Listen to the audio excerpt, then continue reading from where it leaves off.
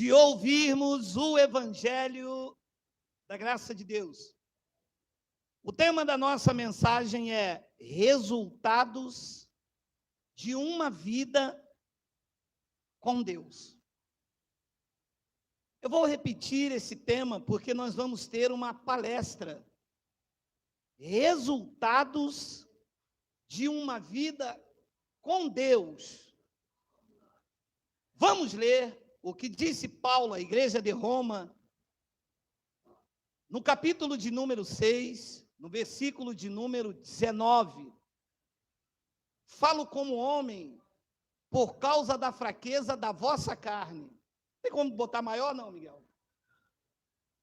Assim como ofereceste os vossos membros para a escravidão da impureza e da maldade para a maldade, assim oferecei agora os vossos membros para servirem à justiça, para a santificação. 20. Porque quando éreis escravos do pecado, estáveis isentos em relação à justiça. 21.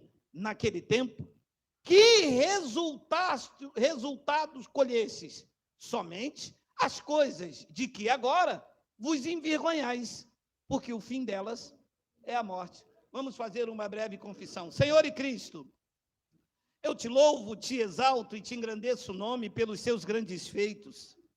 Aqui estamos uma vez mais como a tua igreja, a igreja sem ruga, sem mancha, sem máculas e sem defeitos. Igrejas que, em termos espirituais, estão absolutamente intactas, virgens que servem a um só esposo. Esta manhã, eu te peço que tu me uses uma vez mais, porque eu vou usar a tua palavra. E todo o povo aqui reunido, digam amém. Esse texto que nós lemos, ele tem duas interpretações. Uma no campo doutrinário e a outra interpretação no campo filosófico.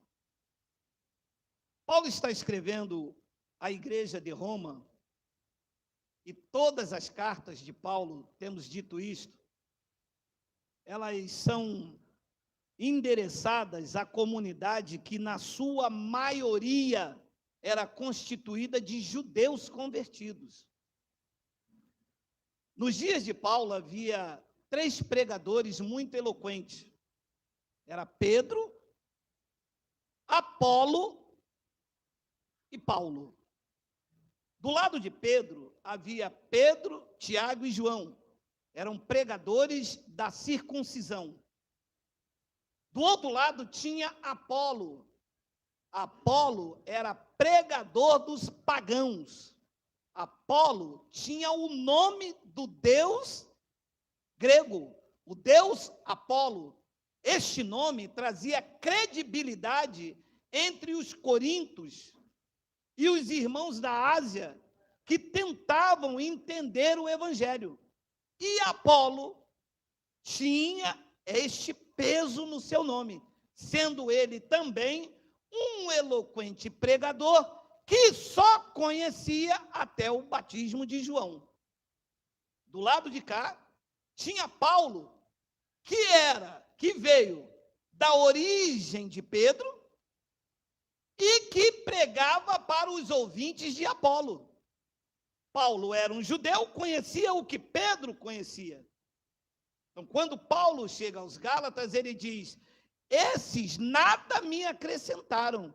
Por quê? Porque ele conhecia o que Pedro pregava, só que não tinha credibilidade de Apolo. As cartas de Paulo são para consertar o que havia de engano, de erros e de carnalidade nas comunidades que estavam se formando naqueles dias. Não é diferente nos dias de hoje. É raro você encontrar um lugar que se prega evangelho. É raro, é difícil, não é fácil. Por quê? Porque de um certo lado, As pessoas estão como Pedro, pregando judaísmo. De um outro lado, as pessoas estão como Apolo, com seu nome, pregando ódio, pregando inveja. É raro você entrar em um local onde o que você ouve é só evangelho puro. Ele começa muito bem, daqui a pouco ele fala mal da vida daquele, ele fala mal da vida daquele. É porque aquele, é porque aquilo, porque isso, é porque aquilo. Quando não é isso, é que tem que batizar nas águas, ou que tem que jejuar. Pureza é difícil encontrar. Um local onde você entra, os que gostam, né? Que nem todo mundo gosta de congregar. As pessoas se congregavam no sistema religioso com medo de ir para o inferno. O cara não perdia um culto. Domingo de manhã, ele ia domingo de manhã, domingo 3 horas, domingo 15 horas, domingo 9 horas, e ainda dormia na casa do pastor para ir para o...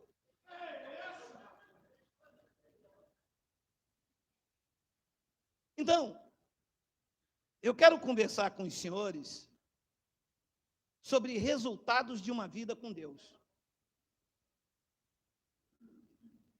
Ora, Paulo fez uma pergunta aqui. Falo como homem por causa da fraqueza, vou chegar na pergunta, da vossa carne. Assim como vocês ofereceram os vossos membros para a escravidão da impureza e da maldade para a maldade, assim oferecei agora os vossos membros para servirem à justiça, para a santificação. Esta palavra aqui, santificação, é muito mal interpretada. As pessoas acham que para oferecer o membro, o corpo para a santificação, é não ir à praia, não usar bermuda, não cortar cabelo. Essa palavra aqui, no seu sentido original no grego, é agiasmos. Santificação no grego, agiasmos, é livre do que é profano. É livre daquilo que é contrário a uma vida cristã. É livre da libertinagem. Não adianta usar a roupa lá embaixo e falar mal de um irmão. Não adianta deixar de cortar o cabelo e ter a língua ferina. Não adianta não usar brinco e usar o coração para puxar o tapete do irmão. Então você tem que ter agiasmos. Você tem que se ver livre daquilo que é profano. Você pode conhecer todos os mistérios. Você pode dar o seu corpo para ser queimado. Mas se você não se vê livre do agiasmos, se você não se vê livre do que é profano, o amor não reina no seu coração, na sua essência. E de que adianta ser cristão? Que resultado se colhe de uma vida que não tem nada a ver com os critérios do Pai? É o cristão de boca. Você é cristão? Você é evangélico? Eu sou evangélico, mas aquela irmã ali vai me pagar. Ora, que maravilha! E mais o quê? E mais o quê? Eu entreguei ela na mão de Deus. Meu irmão, ouça aqui. Parece que quando uma pessoa diz assim, eu entreguei o Geraldo na mão de Deus, parece que ele quer dizer assim, deixa ele para lá. Só que não é isso não. Quando ele diz assim, eu entreguei Geraldo na mão de Deus, é que Deus vai soltar a mão sobre ele, ele vai pagar. Crente dizimista, crente que toma santa ceia, crente que foi batizado nas águas, crente que é de Deus, mas não é. Ele ainda não ofereceu os seus membros para a justiça e para agiasmos. Então, vamos desenvolver a nossa homilia dentro daquela pergunta que Paulo fez no versículo 20. Olha aí.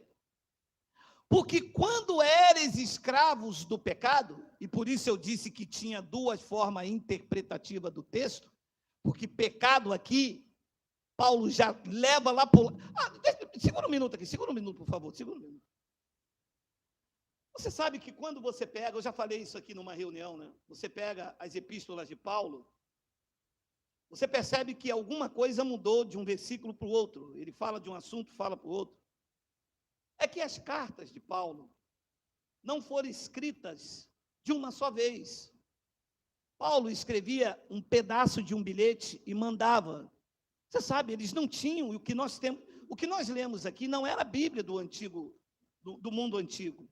A Bíblia dos judeus é uma Bíblia ortodoxa, tem Macabeus, tem vários livros, tem Assunção de Moisés, Apocalipse de Pedro, nada disso está na nossa mão. O que está na nossa mão é um compêndio de Roma para escravizar a mim e a você. É que nós hoje temos o satélite da graça de Deus. Nós conseguimos ler versículos que são adulterados, versículos, traduções tendenciosas.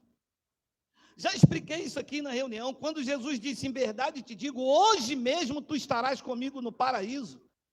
Ora, claro que isso não é uma verdade bíblica, porque naquele dia Jesus não foi ao paraíso. Então o texto correto seria, em verdade te digo hoje, não te digo amanhã, eu te digo hoje, tu estarás comigo no paraíso. Isso não se aprende na escola bíblica dominical. Então, Paulo escrevia um pedaço de uma comunidade que se reunia em casa. O Império Romano não permitia que se lesse nada em praça pública. Paulo escrevia um bilhetinho, passava aqui, passava ali, passava ali, passava ali, passava ali. Escrevia um outro bilhete e depois eles montaram isso. Por isso que uma hora você lê uma coisa, daqui a pouco lê outra, parece que fugiu, parece que o cara coisou. Então, quando eres escravos do pecado, estáveis isentos em relação à justiça. Versículo 21. Naquele tempo, que resultado colhestes? Somente as coisas que agora vos envergonhais, porque o fim delas é morte. Bem, tratamos da teologia, explicamos até aqui, nesses breves minutos. Eu quero trazer esta fala para um outro momento da nossa vida. Qual foi o resultado que você colheu de benefício ou positivo da vida que você tinha no sistema religioso? Nenhum. Resultado nenhum. Conheci pessoas boas, conheci pessoas honestas, mas resultado prático para a minha vida, nenhum, porque me ensinaram a buscar aquilo que eu já tinha. Ora, me ensinaram a ir buscar Deus e Ele dentro de mim. Ora, que resultado pode ter alguém que busca aquilo que ele já tem? O que é que me acrescenta na minha vida? Como que eu posso crescer financeiramente, socialmente, emocionalmente, buscando algo que eu já tenho? É um desgaste, é perda de tempo. E Paulo estava perguntando a eles, naquele tempo, que resultado colhesses? Somente as coisas que agora vos envergonhais, porque o fim dessas coisas é a morte. E aqui eu faço uma outra pergunta dentro de um outro parâmetro. Na minha vida carnal, na sua vida carnal, qual foi o resultado de um adultério? O que você colheu adulterando? O que você colheu se entregando ao álcool? O que você colheu brigando, sendo nervoso, discutindo, disputando? Qual é a colheita de uma vida sem Deus? Porque o tema é resultados de uma vida com Deus.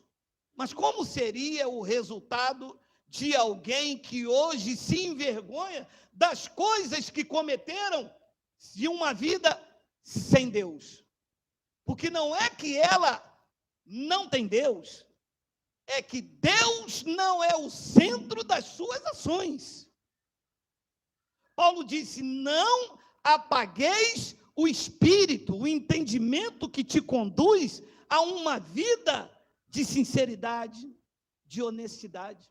Você sabe que hoje, próximo de fazer 57 anos, eu me lembro quanto tempo eu me desgastei querendo provar que eu estou certo, que eu estou errado, ou que aquele é isso, que aquele é aquilo. Quanto tempo eu gastei brigando com quem não aguenta um sopro. Que todas as pessoas que querem medir força com você, querem mostrar algo. E se você entra nessa energia, você acaba não tendo força nenhuma, porque você desgasta com coisas sem valor nenhum. Então, qual foi o resultado da minha vida sem Deus? E qual é o resultado da minha vida com Deus? Hoje, eu sou uma pessoa mais temperamental, procuro ser o melhor pai, o melhor chefe de família, procuro ser uma pessoa que investe o meu tempo com coisas que edificam, porque quando eu lembro do que eu fiz lá atrás, sem este Deus, sem esse entendimento, guiar a minha vida, eu me envergonho. Poxa, eu poderia ser mais paciente aqui. Caramba, cara, eu poderia ter ouvido mais. Poxa, eu poderia ter sido mais maleável. Eu poderia ter ouvido mais a minha esposa. Que homens não gostam de ouvir mulher, hein? As mulheres digam amém, por favor, e tudo.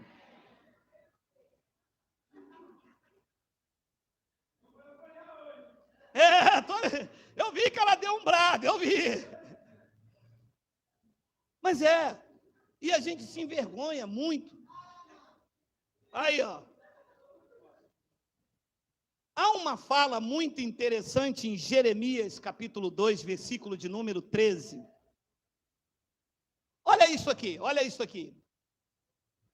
Porque dois males, olha o que o profeta, Deus falando pelo profeta, os judeus acreditavam nisto piamente, né? O profeta está usando Deus na primeira pessoa. Porque dois males cometeu o meu povo. A mim me deixaram o manancial de águas vivas. Preste atenção. E cavaram cisternas rotas que não retêm água. Pode parar aqui. Ora, como é que alguém ir lá, nesta época aqui, o que acontecia? As pessoas cavavam cisternas para os viajantes, quando passarem, ter um local para beber água, para descansar no seu camelo, no seu cavalo. Agora você imagina um esforço de muitas vezes cavar uma cisterna num deserto, sol quente, à noite frio, abaixo de 0 graus, cavando, um esforço extraordinário, para quê? Nada, porque eram cisternas rotas, cisterna que não retém a água, e o pouco que fica, a água não é potável por conta das brechas que se apresentam ali. Foi assim a minha vida. Foi assim a tua vida. Quantos esforços para nada? De peito humano a peito humano, de bar em bar, de copo em copo, de ferida em ferida, de igreja em igreja, de sacrifícios a sacrifícios, cavando cisternas rotas, e quando tinha sede, não havia água. E o que aconteceu? Porque as pessoas não perceberam que estavam cavando em vão. Ele disse: vocês me deixaram. Eu era o manancial de águas. A fonte estava em mim. Se voltassem para mim, seriam sinalizados que aqui o esforço era inútil. Ora, se uma pessoa cava, a cisterna não retém água, qual é o resultado disto que vocês estão praticando? Foi uma das perguntas de Paulo, é a minha pergunta àqueles que me ouvem: qual tem sido o resultado da sua vida cristã até aqui? Porque eu não posso ficar aqui domingo após domingo pregando uma palavra que eu não vivo. Eu não vou ter resultado. Eu estou cavando cisterna rotas. Na hora que eu preciso praticar aquilo que eu aprendo, não a prática da palavra me mostra realmente uma outra atitude carnal. Os membros que foram oferecidos para a maldade ainda continua como maldade no meu coração, e eu cavando cisternas rotas. não retendo a água para dessedentar outras pessoas. E quando as pessoas chegam até aqui, cisterna vazia, cisterna rachada, cheias de brechas. Por quê? Porque o resultado da minha vida não é com Deus, é com bate-boca. Eu estou dizendo para os senhores porque quase 20 anos eu fiquei nisto. Não porque eu vou fazer, porque eu vou falar, porque eu vou tirar satisfação, porque eu vou quebrar a cara dele. Crente. Não é porque ele vai ver só comigo, não é assim, porque eu quebro, porque eu bato, porque eu aprendo, eu puxo, prendo e mato. Porque eu vou fazer. Olha, cavando cisterna, um esforço para mostrar às pessoas quem eu sou.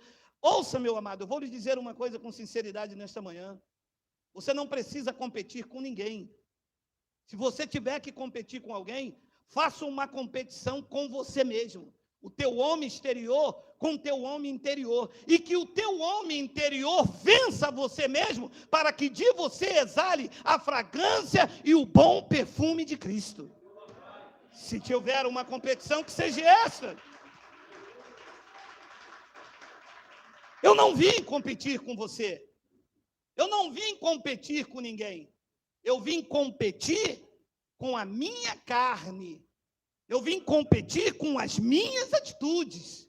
Eu vim deixar que os meus membros que eram oferecidos para a maldade, exercer agora a justiça e o agiasmos. Eu vim para ser uma pessoa melhor do que eu fui na religião e no chamado mundo. Eu não estou aqui no reino de Deus para me tornar um ser desprezível, aonde eu passar deixar rastros de destruição. Eu vim para me tornar melhor. Eu vim para ser um filho melhor. Eu vim para ser um marido melhor. Eu vim para ser um amigo melhor. Ainda que todas essas coisas gerem esforço, porque é assim a vida de cada um de nós. Tem que ter esforço. É que alguns se esforçam em vão, porque não tem uma vida com Deus. Quando você não tem uma vida com Deus, você não tem temor de Deus. Você faz o que lhe dá na telha, como diz os portugueses, trás dos montes. Você faz o que der na telha. Eu engano mesmo, eu adultero mesmo, eu vou fazer essa paradinha aqui mesmo, eu vou fazendo o que me der na telha, porque eu não tenho uma vida com Deus. Só que quem faz o que der na telha, uma hora esta telha racha e quebra. E a conta chega. Eu não faço o que me dá na telha, eu quero uma vida de resultados com Deus, senão estou perdendo o meu tempo. Já dizia uma canção secular, não adianta ir na igreja, rezar e fazer tudo errado. O que adianta?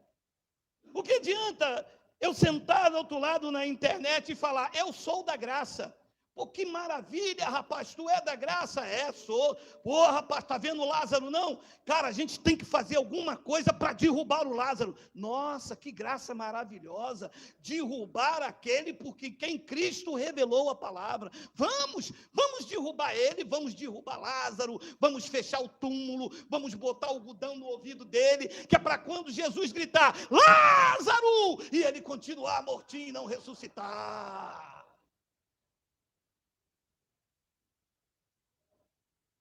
Cisternas rachadas, cisternas rotas que não retêm água, cisterna que não mantém água potável. É assim quem vive uma vida sem Deus. É preciso entender que na minha fala sem Deus, não quer dizer que você não tem Deus no teu espírito. É sem Deus, é sem observar os seus critérios, sem observar aquilo que o agrada, sem observar a conduta moral de quem anda nesse contexto cristão. É inadmissível uma pessoa trazer a nomenclatura de cristão. É inadmissível uma pessoa se dizer ouvinte da graça de Deus ou praticante da graça de Deus e ter o coração exercitado na avareza, na maldade, na pedofilia, na pornografia. Ter uma pessoa, ser uma pessoa com o coração exercitada na maldade. Isso é inadmissível.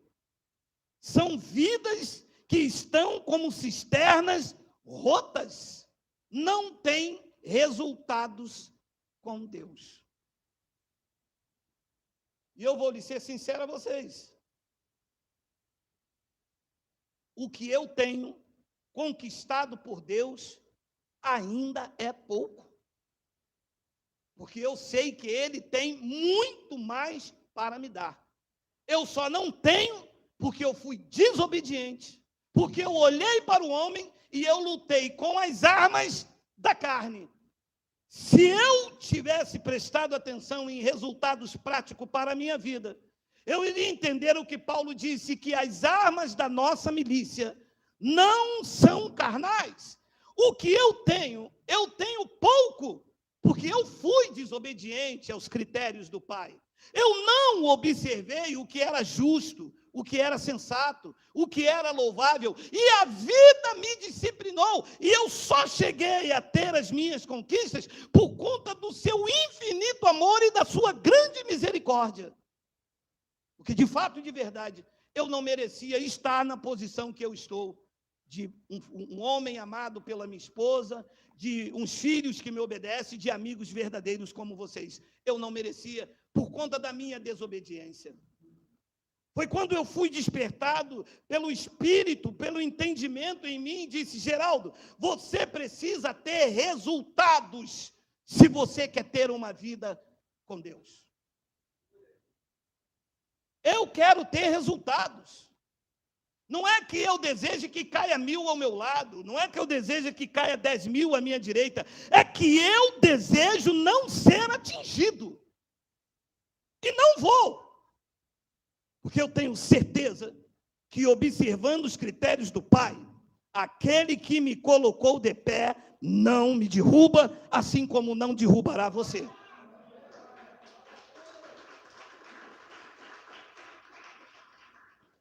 Então, 2 de Timóteo, capítulo 2, versículo de número 3 ao 7. Olha essa palavra.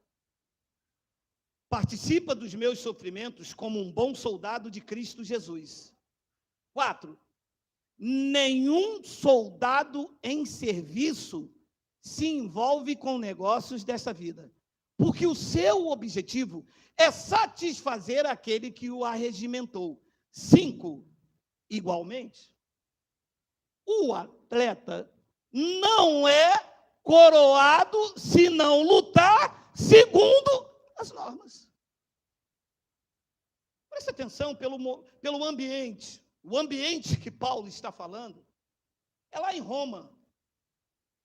Paulo está vendo o Coliseu, Paulo está vendo os gladiadores, Paulo está vendo os soldados romanos, e encoraja Timóteo, um homem com 19 anos, no meio de uma impureza, no meio de uma festa anual com 1000 prostitutas, o deus Baco, da onde a origem da palavra bacanal, era adorado com vinhos, com orgias, e era neste ambiente corrupto que Paulo estava instruindo a Timóteo para tentar lhe dizer o que eu digo aos senhores nesta manhã.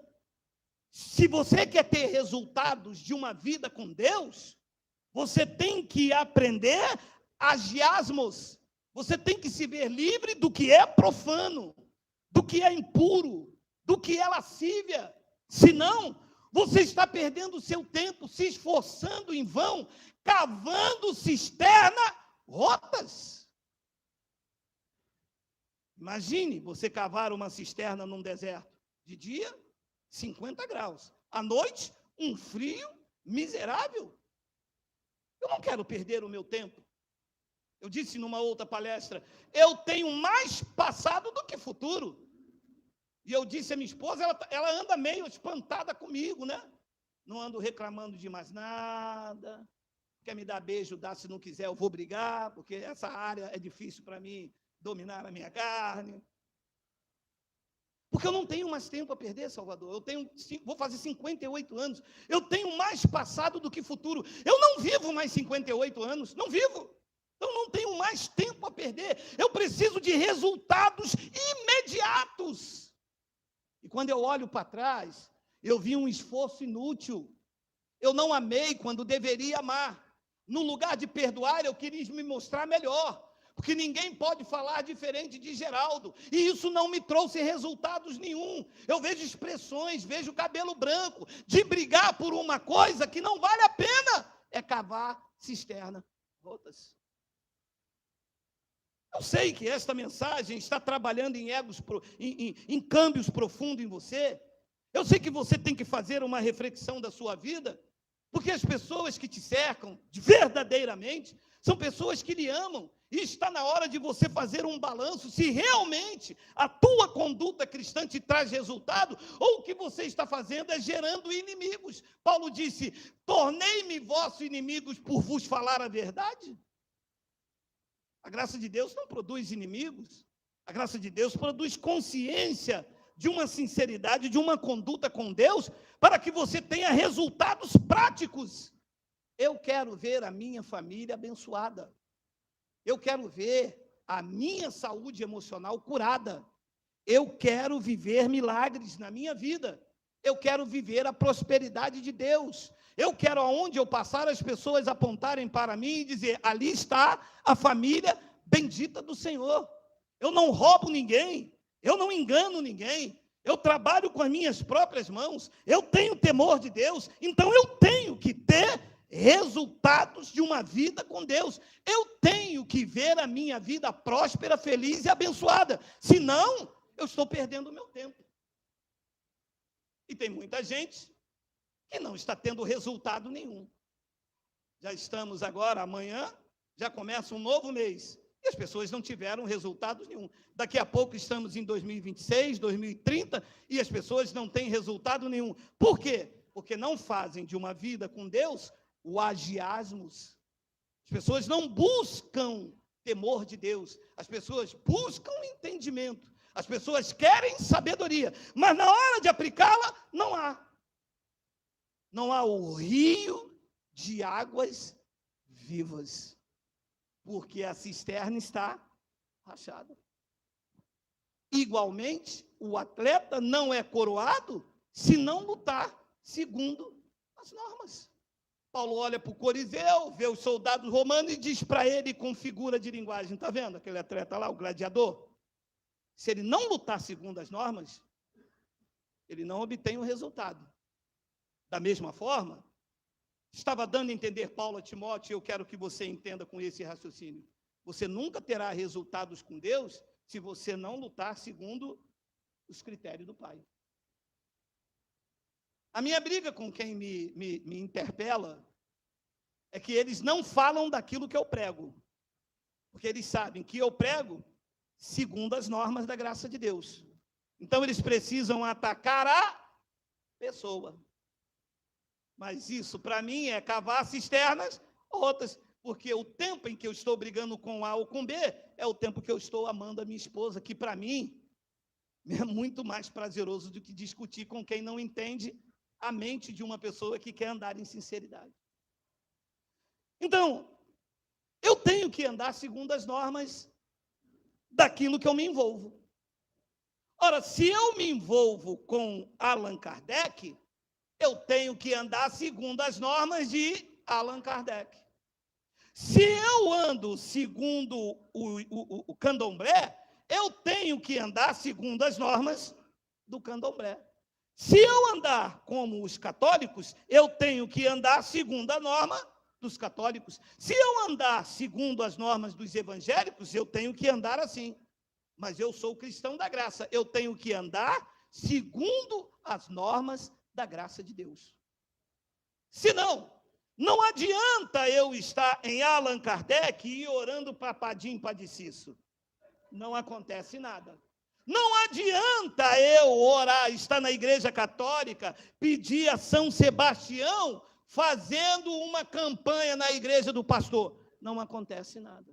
Não adianta eu ser evangélico e fazer um mantra da Seixonoye. Não acontece nada. Não adianta eu ser um cristão da graça, odiar o seu irmão, ver filme de pornografia, puxar o tapete de outro, andar em adultério.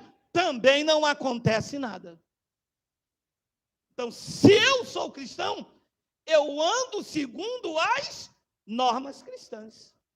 Eu ando segundo a conduta cristã, o chamado e a vocação em que eu fui chamado. Eu tenho que ser luz. Outrora eu era as trevas, mas agora eu sou luz no Senhor. Eu devo andar segundo o Filho da luz. Então, lá em Jeremias, capítulo 2, versículo 13, é onde eu dei essas voltinhas aqui, Miguel. Depois eu volto aí, tem muitos versículos, Miguel. 20 minutos ainda. Hoje é bolo com refrigerante. Porque 2 males cometeu o meu povo, a mim me deixaram um manancial de águas vivas e cavaram cisternas rotas que não retêm água. 14. Acaso é Israel escravo ou servo nascido em casa? Por que, pois, Israel veio ser presa? Então Deus estava perguntando, o escravo, ele vinha comprado, não era nascido em casa, ele saía de uma fazenda, ia para outra, daquela outra que ia para outra. Então, por que Israel estava escravo? Por que Israel estava sendo preso? Por que os cristãos têm que ser apoucados e diminuídos como a maioria dos evangélicos? Por que você entrava dentro de uma igreja que chamava evangélica, aquele está com caroço, aquele está desempregado, aquele que não tem o que comer, aquele dá um canequinho de açúcar, aquele... Por que isso? Se a história bíblica conta um Deus de amor, um Deus que prospera, que deu dinheiro a Abraão, que deu dinheiro a isso, que deu riqueza a não sei quem, o que falta? Falta alguma coisa em Deus ou nos cristãos de observar o seu critério para ter resultados positivos? Eu vou ler até o versículo, se eu não me engano, 17, que tem uma expressão legal aqui, olha aí. 15. Os leões novos rugiram contra ele, levantaram a voz, da terra dele fizeram uma desolação, as suas cidades estão queimadas e não há quem nelas habite. Cravaram cisternas rotas. O resultado é totalmente frustrado. 16. Até os filhos de Mênfis e de Táfnis te pastaram o alto da cabeça. 17. Acaso tudo isso não te sucedeu por haveres deixado o Senhor teu Deus quando te guiava pelo caminho? Nós estamos lendo uma história judaica, nós estamos lendo a relação de um povo que era exclusivo de Deus, que deveriam comer o melhor da terra, que deveria ter resultado extraordinário com o Pai, mas se deixaram levar por um outro caminho. Se deixaram de observar os critérios do Pai para viver uma vida de qualquer maneira. E aqui abre-se um parêntese, porque foi o que aconteceu com muitos que dizem que estão na graça de Deus. Tu te lembras quando tu vivia lá no sistema? Havia um temor em você. Havia um respeito às coisas sagradas. Havia uma lealdade, um compromisso com o reino. Tu te lembras disso? Mas depois o conhecimento que deveria fervilhar o teu coração, tirou o temor, tirou o compromisso, e a vida cristã foi banalizada. E os resultados? Ora, nós temos testemunhos aqui de pessoas que passaram por aqui e hoje perderam o seu casamento. Outros voltaram para drogas. Outros estão aí, uma vida quebrada, falida, sem caráter, sem moral. Quantas pessoas me ouvem pela internet que o marido se tornou um péssimo exemplo na sua casa. Uns se tornaram ateus, dizendo que Deus não existe, dizendo que ele veio do macaco. Se Deus não existe, quem criou o primeiro homem? Ele veio da onde? Não, ninguém veio do macaco. Foi uma explosão que fizeram. Quem foi que acendeu o pavio? Não houve pavio nenhum. As duas rochas se chocaram. E quem é que criou as rochas? Não. As rochas não se criaram, elas coexistiram. Então, esse será o nosso Deus, então. Porque se a criação partiu da rocha, és ela que nós vamos então adorar, porque ela é poderosa para fazer esse bando de gente bonita. Bando não, esse monte de gente bonita. Eu posso ouvir um glória a Deus? Glória a Deus.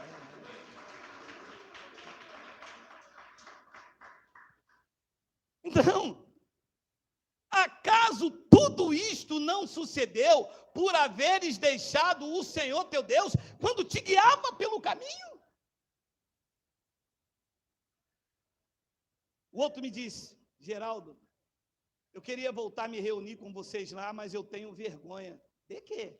Não, porque eu saí de lá, falei mal de você. Meu amado, isso faz parte da natureza humana. Agora, o amor que nos une não pode ser menor do ódio que nos sustenta. Então nunca foi amor. Eu não terei vergonha de pedir desculpa e perdão a ninguém. Sabe por quê? Porque eu estou praticando o agiasmos. Agora, se o ódio que nos divide for maior do que o amor que nos une, cavamos cisternas rotas. Não aprendemos nada de evangelho, foi apenas entendimento no intelecto, que não entrou no coração. A boca louva, a boca até fala, a pronúncia correta, Yahshua, mas o coração está longe. Diz o versículo, é isso aí mesmo, Miguel. Diz o versículo 18, deixa eu ver se tem o 18, Miguel. Agora, pois, olha isso, olha a palavra escondidinha lá. Agora, pois, que lucro, que resultado, que benefício você tem, deixando de viver uma vida com Deus, de observar os seus critérios, de aprender a amar o teu próximo, porque para muita gente isso é coisa de otário, tá? Você vai aceitar o perdão do Adailton depois de tudo o que ele te fez? Ter comido o teu biscoito no quartel? Não, tu é otário, cara. É mesmo, eu não sou otário, não. Pô, o cara comeu o meu biscoito, pô, meu biscoito de maisena tão gostoso. Meu amado, o que custa perdoar o cara porque comeu biscoito de maisena, crente? Ô, crente! Ei, Sarapatel! Que crente é você que não pode perdoar o cara que comeu o teu biscoito, cara? Meu Deus! E Deus perguntou: agora, pois, que lucro terás indo ao Egito para beber as águas do Nilo, ou indo à Síria para beber as águas do Eufrate? Nós temos várias pessoas aqui, e eu tinha um lema, a gente falava sempre um jargão, né? Daqui eu não saio, daqui ninguém me tira. Não saio. Não saio. Este é o meu povo, é a minha família, onde nós exaltamos o nosso Deus. Deste ambiente da graça, eu não estou falando deste ambiente físico, deste ambiente da graça, eu não saio. Os benefícios para a minha vida são muito grandes. Eu aprendi a dominar a minha natureza carnal. Eu aprendi a ouvir mais. Eu aprendi que nós não estamos num ringue. Eu aprendi que nós estamos no reino inabalável, aonde os benefícios de quem vive os critérios de Deus são insondáveis. A pergunta que se faz é: você tem lutado segundo as normas? Quais os resultados que o Evangelho tem produzido em sua vida? Talvez alguém me pergunte: eu quero ter uma vida de resultados. Qual é a chave? Mateus capítulo 7, versículo de número 24. Todo aquele, pois, que ouve estas minhas palavras, ele lá com os judeus, e as pratica, será comparado a um homem prudente que edificou a sua casa sobre a rocha. E pode parar isso aqui um minutinho só. Tu consegue ir lá no Google e sair daí no Google, Miguel? Consegue? É isso, Miguel. Uai, sabe que você é lindo mesmo? Abre o Google aí, sabe que você é lindo mesmo, Miguel? Miguel do céu, Satanás, Miguel. Não tá, acho que ele não está conseguindo, não, hein? Foi elogiar, foi chamar. Miguel, clica aqui em cima, aqui, casa construída sobre a rocha. Olha isso aí. Passa aí, passa aí, passa aí. Aê! Fecha lá. Não, Miguel, não é bloquear, Miguel. Aí bloqueou, Miguel.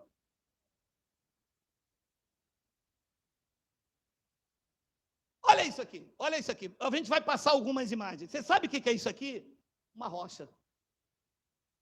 Olha o que o cara fez. Construiu uma casa sobre a rocha. É fácil? Requer o quê? Força, dedicação, persistência, tempo envolvido, suor, dores, projeto, estratégia. Sabe o que Jesus estava dizendo? Você quer ter resultados com Deus? Você vai ter que criar uma casa sobre a rocha. Você vai ter que ter estratégia. Vão tentar te derrubar. Você tem que ter persistência. O inimigo da persistência é o desânimo. Quer ter uma casa estruturada, onde o vento bate, o rio sobe, e ela não cai, porque ela está lá. Você tem que ter projetos. Porque quando a gente lê o texto, a gente lê, a minha casa está firmada sobre a rocha. Está nada. Eu não vi dedicação nenhuma. Ninguém constrói casa na rocha subindo em cima dela, senão, meu irmão, vai cair. Tem que quebrar, tem que ir ali com martelete, né, Nelson? Tem que ir ali aprofundar mesmo. Tem que bater as estacas, tem que fazer uma sondagem. Olha lá, tem a outra passagem, Miguel? Você já está passando já? Olha como é que começou, olha lá. Mais uma, Miguel. Passa lá, Miguel. Olha isso, tem mais uma? Olha isso. A minha casa começa hoje a ser edificada sobre a rocha. Não vai ser fácil. Vai exigir de mim dedicação, estratégia, persistência, vigilância, noites perdidas, mas eu creio que os resultados da minha vida na rocha não irá me derrubar mais. Porque eu não nasci para ser um caído. Quem se propõe a construir uma casa na rocha não está preocupado em cair nunca mais depois que ela é edificada. Era esse o ensinamento. Coloca lá, Miguel. Coloca lá novamente lá. Obrigado, Miguel. Você está um hacker maravilhoso, hein? Coloca lá novamente o versículo. Ninguém que se propõe a edificar uma casa sobre a rocha, está pensando em não cair mais. Todo aquele que, pois que ouve as minhas palavras e as pratica, será comparado a um homem prudente. O que faz um homem prudente? Diz que edificou a sua casa sobre a rocha. Versículo de número 25. Caiu a chuva, transbordaram os rios, sopraram os ventos, deram com ímpeto contra aquela casa que não caiu, porque fora edificada sobre a rocha. É assim que tem que ser a sua vida a partir de hoje.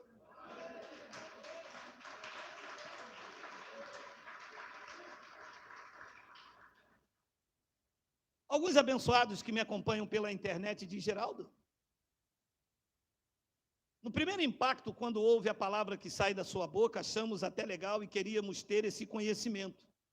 Mas quando olhamos para a perseguição em sua volta, a gente desiste, porque esse é um conhecimento que deve ser transmitido de alguém que tenha capacidade de administrar as pancadas que vêm. Quem está acostumado a fazer uma casa de gesso, não vai conseguir fazer uma casa na rocha. Ela requer um esforço muito maior. Quem está acostumado a fazer uma casa de alvenaria, jamais vai investir em fazer uma casa sobre a rocha. Ela tem um custo muito maior. E me perguntaram, como é que você consegue? De mim mesmo? Eu teria até tomado um veneno para morrer, que é o que eles querem. Mas é que a minha vida está edificada na rocha. Eu não me iludi comigo mesmo.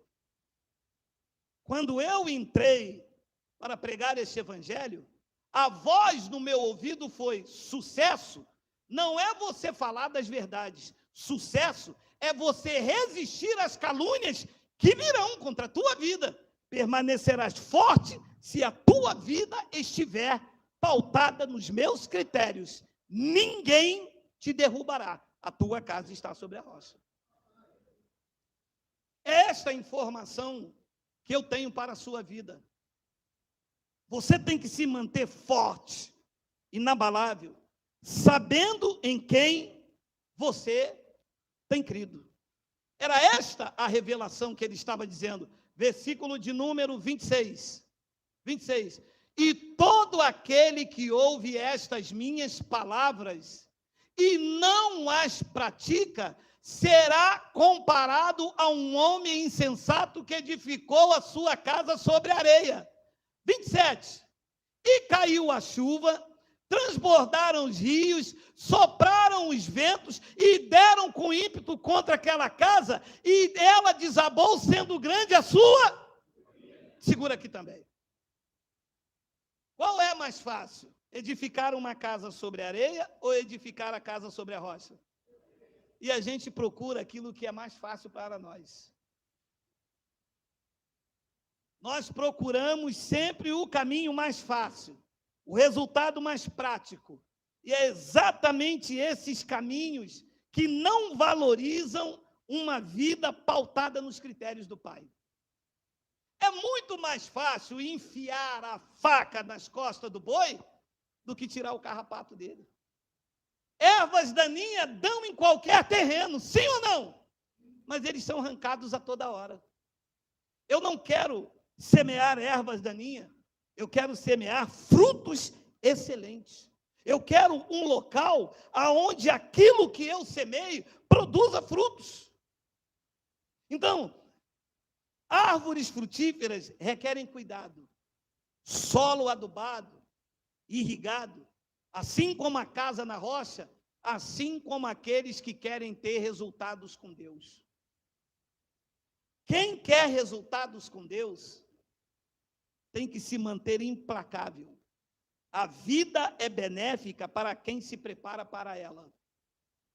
Cansei de dizer aqui, as pessoas verem as pessoas aí fora, ver as pessoas aí fora abandonadas, andando pelas ruas, pedindo, humilhadas, porque não se prepararam para a vida. E eu não estou falando de ter condições de estudar, porque eu parei de estudar a 4ª série e estudei na escola da vida. Eu não precisei do estudo para hoje ter a minha casinha, ter o meu carrinho, criar os meus filhos, pagar os estudos para eles.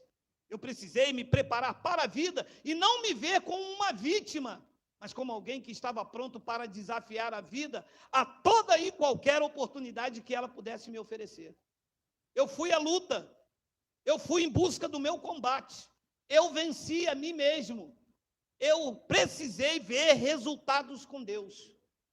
Eu não estaria aqui hoje se eu não tivesse resultados com Deus, senão estaria seguindo um mito, um fantasma, andando num clube social, de encontros ao domingo, sem que isso me trouxesse ao menos um benefício. Mas eu e os meus ouvintes, quando colocam em prática a palavra do Evangelho, a vida começa a mudar como mudou a sua. Hoje, você já não é mais o mesmo de ontem, porque os erros de ontem não te fizeram desistir, fizeram você aprimorar as suas atitudes. Outrora, quando errávamos uma vez, sabe o que dizíamos? É diabo, é demônio, eu preciso de um culto de libertação. Hoje, a graça me fez entender que ainda que o homem exterior se corrompa, o interior se renova a cada dia. Há uma nova esperança. Disse o sábio que até a árvore cortada no tronco há uma esperança para ela. Então eu quis mudar. Eu quis viver. Eu acordei para a vida. Eu andava de braços cruzados, esperando no Salmo 40. Eu ficava dentro do meu quarto reclamando com Deus. Eu sou dizimista fiel da tua casa. Cadê a bênção? Cadê a bênção? Levanta e anda. Toma a tua cruz e siga-me. Cadê a bênção? A bênção nunca chegou no meu quarto. Deus nunca encheu a minha geladeira. Deus nunca me deu R$1. Fui eu que tive que trabalhar com as forças que Ele me deu. É diferente. No começo eu não via resultados. Eu ficava à margem. No começo eu ficava esperando na oração do pastor. Eu não via resultados. No começo eu ia para o círculo de oração. Não via resultados. Mas depois eu aprendi que se eu observasse os critérios do Pai, eu teria resultados inexpressíveis. Lucas capítulo 5, versículo de 1 a 5. Já estou terminando, calma. Hoje é bolo.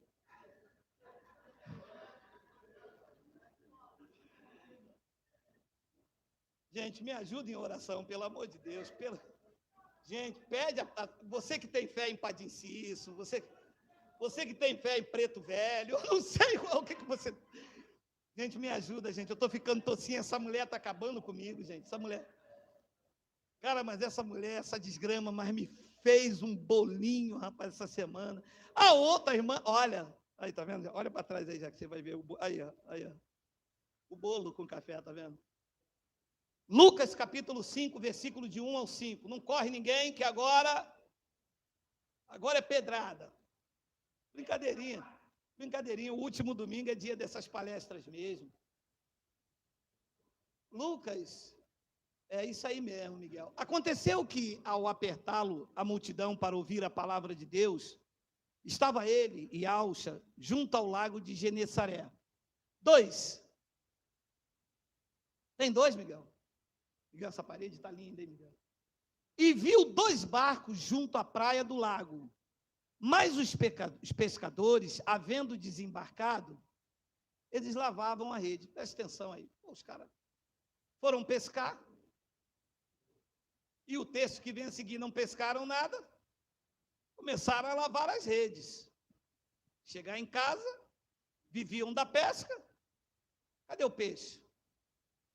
Alimentava eles, atendia os clientes e faziam as suas rendas. Diz o versículo de número 3, entrando em um dos barcos, que era o de Simão, pediu-lhe que o afastasse um pouco da praia, e assentando-se, ensinava dos barcos a multidão. Preste bastante atenção. Ele entra no barco de Pedro, sabendo que Pedro precisava de um milagre, sabendo que ele já tinha lavado a rede, sabendo que ele ia voltar para casa sem o sustento, sabendo que naquele dia ele não iria ter o recurso financeiro para sustentar ele e a família. Ele entra dentro do barco. Antes dele fazer o milagre, o que é que ele faz? Ele primeiro ensina. Ele diz, vem cá, entra dentro do barco aí. Senhor, mas e os peixes? Primeiro você vai aprender os critérios que eu tenho para a sua vida. Você anda muito na sua própria capacidade. Você é sábio demais aos seus olhos. Você já conhece tudo do Evangelho. Você já conhece tudo sobre a vida dos outros. Você já é um fofoqueiro da internet. Você já sabe tudo. Mas você não tem nada, você não conhece nada de uma vida de resultados com Deus. Abençoados, eu não estou aqui para brincar de crente. Eu não estou aqui para brincar de pregador. Eu não fui levantado por Deus para ser o maior pregador da internet, ou para ser o mais famoso, ou para ser o único pregador. Eu fui levantado por Deus para mostrar os resultados de uma vida com quem se une a Ele. É isso. Estou aqui para dizer esta manhã que você não chega a lugar nenhum se você reparar na força do vento. Você vai ficar de canequinha de açúcar até quando? Você vai ficar dependendo do vizinho até quando? Até quando você vai contar com o aumento do governo? O salário mínimo aumentou. De 1.312 para 1.362. Agora você compra picanha. Agora sim. E você acha que eu, num país racista, miserável, uma sociedade hipócrita, você acha que eu iria depender desse governo, desse salário? Andando com Deus, vivendo esse evangelho, enfrentando os tubarões, os papas do evangelho. Você acha mesmo que eu não estaria em desigualdade se eu andasse por aquilo que eu entendo, o que eu acho, e não observasse os critérios do seu evangelho?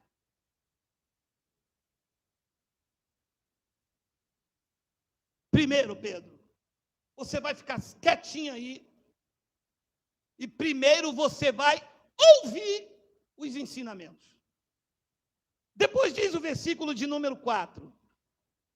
Quando acabou de falar, quando acabou de instruir, e sabe-se lá quando, porque o homem falava pelos cotovelos, quando ele mandava todo mundo sentar, quando ele ia parar, o povo dizia, ah!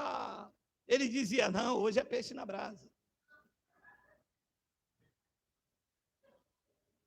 Quando acabou de falar, disse a Simão, faze-te ao largo, lançai as vossas redes para pescar. Disse o que a Simão? Faze-te ao largo, vai mais fundo, saia da margem, descruze os braços.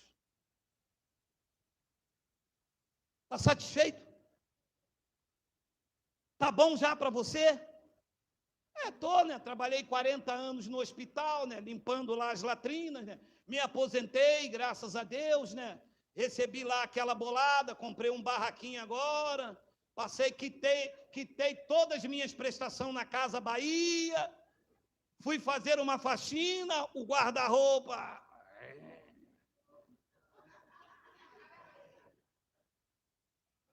Como dizia o de Crônia, meu sapato já furou, minha roupa já rasgou, eu não tenho onde morar.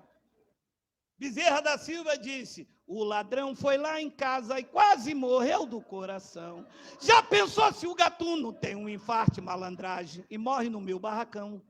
Eu não tenho nada de luxo que possa agradar o ladrão, só uma cadeira quebrada. O jornal que é meu colchão, eu tenho uma panela de barro, 2 tijolos como um fogão. Eu?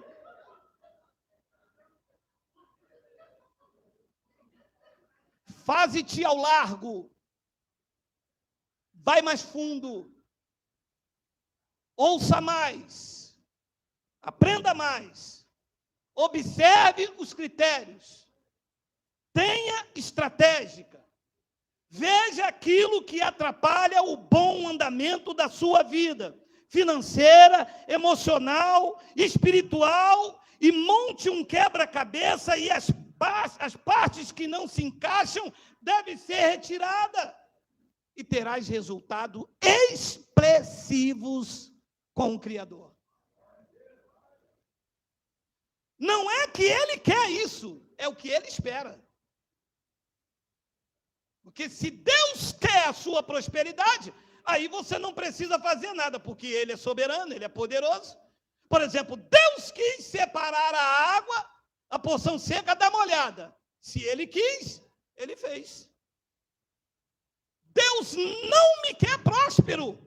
Ele espera que eu seja. Ele coloca os critérios, espera que eu observe, e eu observando, eis-me aqui, numa sociedade aí, que você viu a mulher em São Conrado chicoteando o cara negro. Você vê a que ponto que se chega uma sociedade dessa? Se fez com ele, faz comigo também, eu sou negão. Detalhe, deixa eu abrir um parênteses aqui. E o cara não era crente não, tá? Porque se é o crente evangélico, ele já vira logo a mão na fuça, já quebra logo a cara dela. Já dá logo um rabo de arraia logo, já quebra logo o focinho. Mas o cara teve aquilo que nós devemos ter, moderação e equilíbrio. Exato. Nunca, nos meus melhores sonhos da minha vida, eu imaginaria ter o que eu tenho. Nunca! Foi quando eu disse, Senhor, a tua graça me basta. Ou tu faz, ou eu vou perecer. Deus fez. Quando eu observei os seus critérios. Quando eu disse, amar. Quando eu ouvi, ó mestre, fazei que eu procure mais. Consolar que ser consolado. Compreender do que ser compreendido. Amar e ser amado, pois é dando que se recebe, é perdoando que se é perdoado, e é morrendo que se vive para a vida eterna.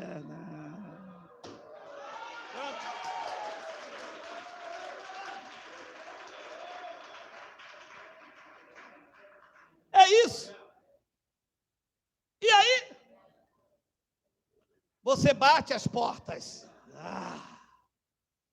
A doença chega, só para mostrar o quanto que você é importante para quem te ama. Ela não pode prevalecer como a tua vida. Os critérios de Deus são escudo para você, são escudo para você, são escudo para você. Nenhum mal prevalece, nenhum mal prevalece. Glória!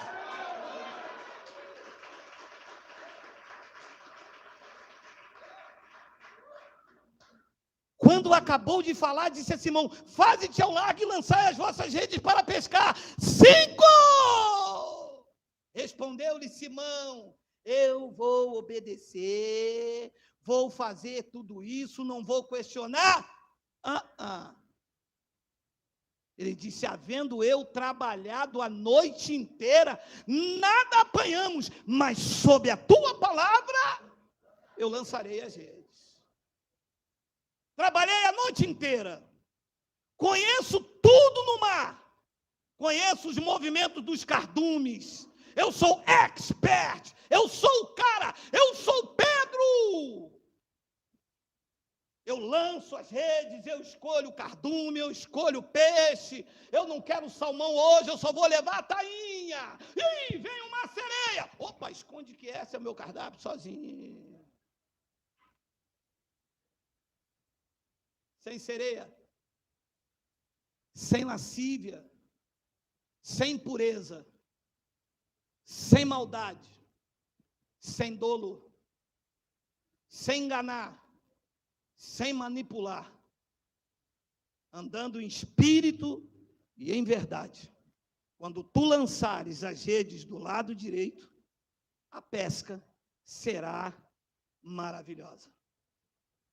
Havendo trabalhado a noite inteira, procurando Deus em todas as igrejas, fazendo todas as campanhas, jejum, sacrifício, dando dízimo, oferta da viúva pobre, oferta do namorado com Deus, oferta do cajado de Moisés, do lenço de Paulo, oferta da Maria Padilha, da Maria Sem Ilha, da trilha, do Satanás, do inferno inteiro, havendo feito tudo isso. Não tive resultado nenhum. Mas quando eu conheci esta palavra, ela entrou na divisão da alma e do meu espírito. Eu já não acreditava mais em mim. Eu me odiava.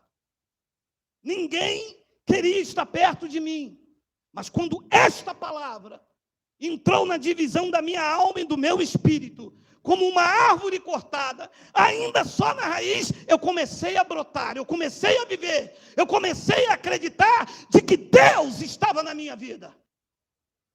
E o meu primeiro obstáculo foi me levantar como cabeça e não como cauda. Eu olhava para os reis, olhava para os grandes empresários, olhavam para os poderosos desta terra e dizia: eu nada sei, nada tenho, mas aquele que eu sirvo é maior do que vocês e o meu espaço eu quero.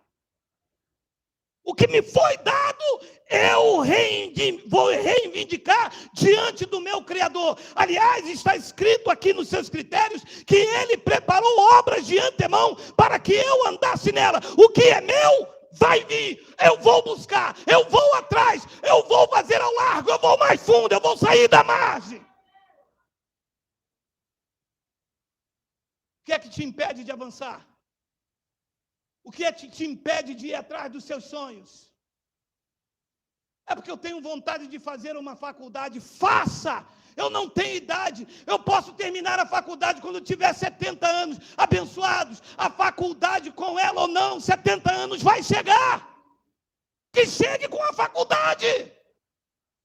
O melhor é que você não tem filho para fazer mingau, nem marido para dar miojo, nem ninguém para fazer maiau.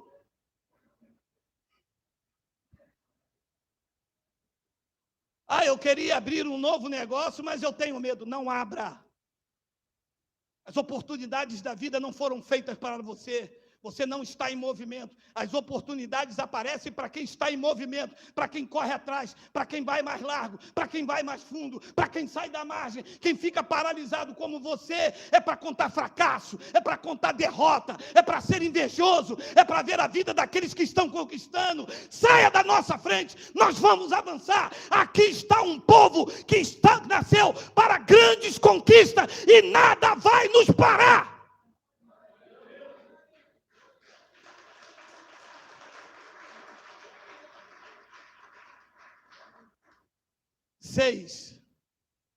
Isto fazendo,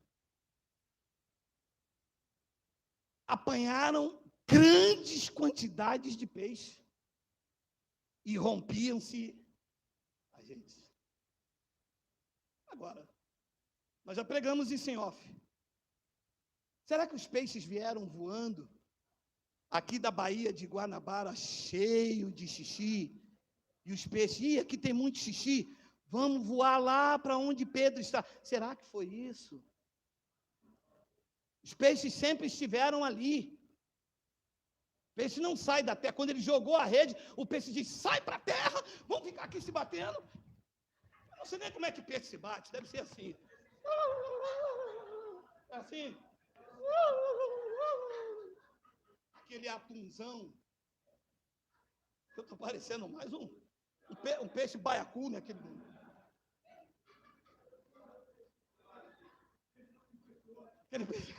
peixe com pomba, peixe com Exu. Estou parecendo mais um peixe com Exu de preto, Maria Padilha, está amarrado. Mais uma cavalinha. Peixe galo. Peixe boi não.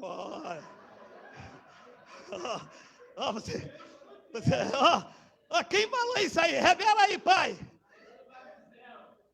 Você fazendo isso, você não vai para o céu, hein?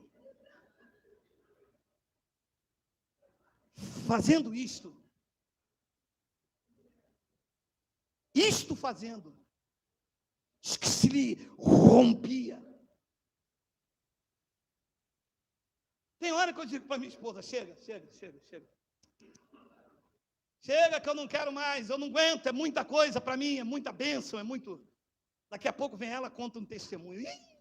Mas ela não sei nem o que fazer. Resultados de uma vida com Deus. Não é isso que eu disse a você? O que você está colhendo hoje, minha filha, são resultados de uma vida com Deus. O que você precisa, a partir de hoje, ter é resultados dessa sua vida com Deus. Senão, é cavar cisternas rotas. Você quer amar quem não te ama. Quer confiar quem não tem crédito. Você quer gostar de quem não gosta delas mesmo? Quais são os resultados? O tempo está passando. Daqui a pouco você não vai ter tempo de gostar nem de você. Porque quando descer a escada, ai. Vai no banheiro para levantar do vaso sanitário, ai. aguenta. Fazendo isto, apanharam grande quantidade de peixe. E eu termino com Mateus capítulo 13, versículo 44. Hoje é bolo, meu irmão, hoje é bolo, tem barecola, salgadinho, quibe não, minha amada. Que com quinoa. O reino dos céus. Isso aqui é um clássico. Eu amo esta passagem aqui. Isso é uma das palavras que eu mais gosto aí no Antigo Pacto, é essa. O reino dos céus é semelhante a um tesouro oculto no campo, o qual certo homem, tendo achado, escondeu. E transbordante de alegria, ele vende tudo o que tem e compra aquele campo. Nós já falamos sobre isso também, off. Você vê que interessante? Ele era empregado, tinha condições de ser o seu próprio dono, e não sabia.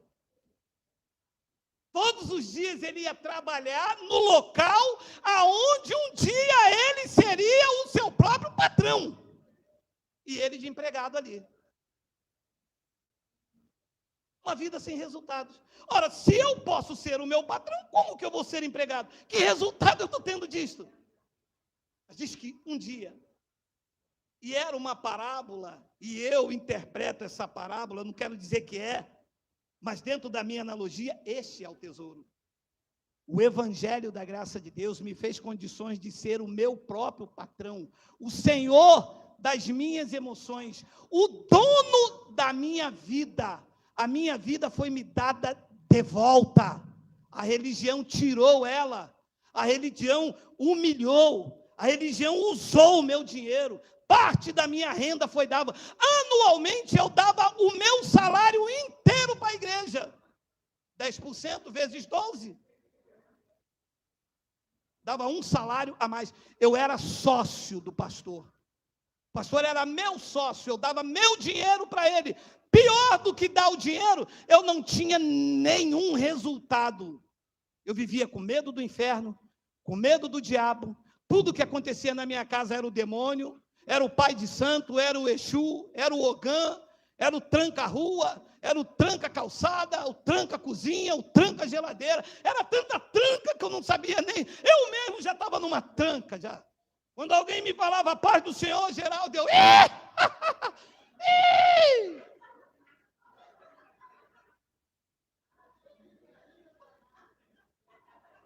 Adeus aí, ó. Adeus bradando desse lado aqui, ó.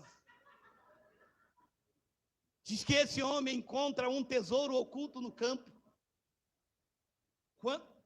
Ora, rapidamente, já passei da hora. Era muito comum nessas épocas, as pessoas com medo de saques do Império Romano, né? A gente vê filme de pirata, as pessoas escondiam tesouros no terreno, e quando não morria, eles esqueciam onde estava. Esse homem trabalhando,